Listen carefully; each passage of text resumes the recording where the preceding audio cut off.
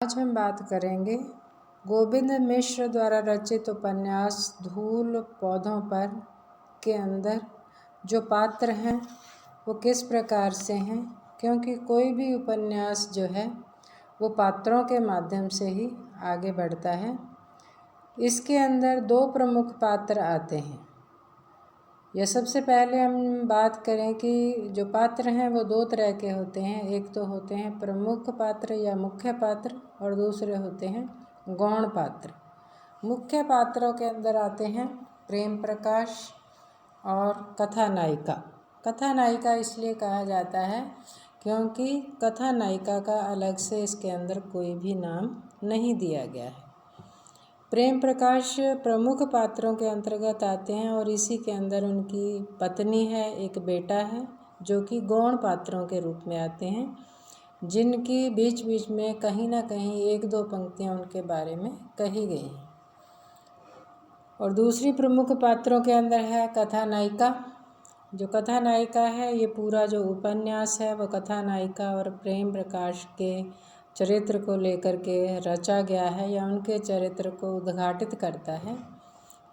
कथानायिका का पति है स्वामी आनंद है, वो भी मुख्य पात्रों के अंतर्गत आ जाता है क्योंकि उसकी जो गतिविधियां हैं उसको भी बहुत विस्तार से इसके अंदर दिखाया गया है।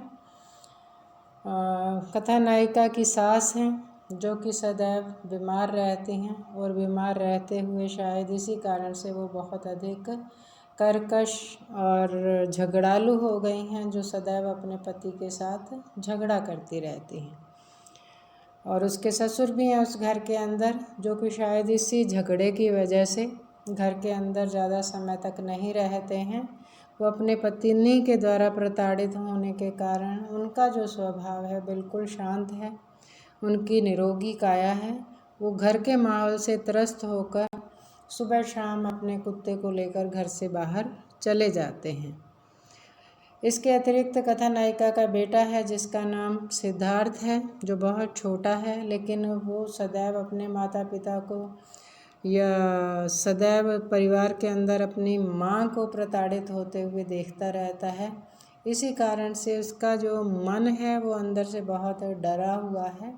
ये भी गौण पात्रों के अंतर्गत आता है, जो कि बीच बीच में आकर के अपना जो रोल है वो दिखाते रहते हैं।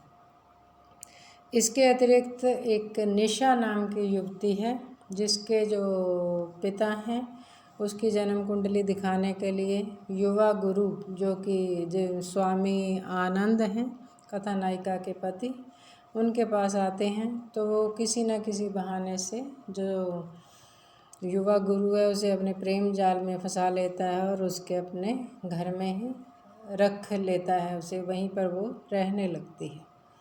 इसके अतिरिक्त इसके अंदर जो थोड़ी सी चर्चा हुई है, जिसके बारे में ज़्यादा हुई है, वह है प्रोफेसर कौशिक, जो कि विश्वविद्यालय में प्रोफेसर हैं, जहाँ पर शोध प्रबंध निदेशक के रूप में जो उनकी वहाँ पर अच्छी पैठ है। वो वहाँ पर आने वाले जितने भी उनके शोधार्थी हैं उनको किस प्रकार से पहले अपने ज्ञान के माध्यम से उन पर धाक जमा करके फिर उनसे कोई ना कोई किसी तरह का शोषण करते हैं। जैसे अगर लड़कियां हैं तो उनको स्पर्श करके या उनको अपने प्रेम जाल में फंसाने का कार्य करते हैं।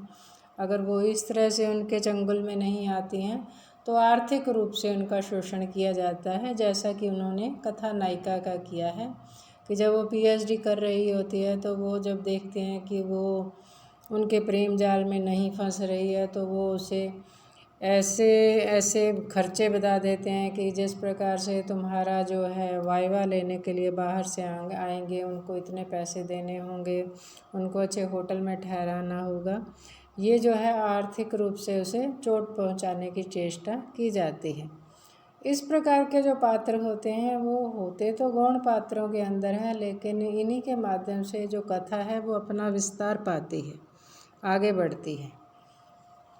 इनके अतिरिक्त बिल्कुल जो गौण पात्र में आते हैं, जिनका जो यहाँ पर भूमिका है वो बहुत लघु है। जैसे एक प्राइवेट स्कूल के प्रिंसिपल हैं वहाँ पर काम करने वाली रीता मैम हैं, राहुल सर हैं, प्रमिला हैं और इसी प्रकार की अन्य अध्यापक और अध्यापिकाएं हैं जो कि गौण पात्रों के अंतर्गत आते हैं। इस प्रकार अगर देखा जाए तो इस उपन्यास के अंदर 2 प्रमुख पात्र हैं, वो हैं प्रेम प्रकाश और कथा नायिका। ये पूरा उपन्यास उनकी घटनाओं के इर्द गिर्द जो है घूमता रहता है और इन्हीं के बारे में विस्तार से हमें आगे वाले वीडियो में चर्चा करेंगे।